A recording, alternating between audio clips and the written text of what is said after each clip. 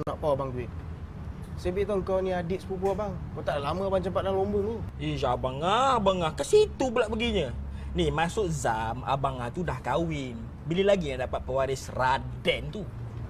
Oh. Yang itu itu kau jangan tanya abang lah. Pasal bukan abang yang mengandung. Alah, jawapan abang ni tak boleh belah lah. Tahulah doktor tumbuhan. Tapi agak-agak lah. Tak, kalau abang tak ada, takkanlah Kak Angah tu boleh mengandung.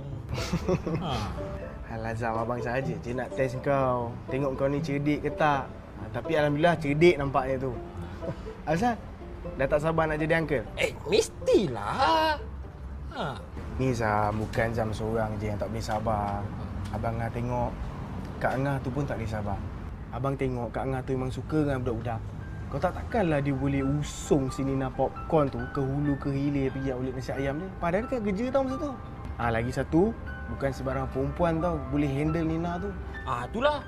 Zam pun perasan benda tu. Kak Angah memang suka budak-budak. Tapi abang Angah dapat anak macam Nina Popcorn tu, boleh geng dengan Zam. Jangan. Nanti rosak pula anak abang. Ish, abang Angah ni. Ni, Kak Long macam mana Kak Long?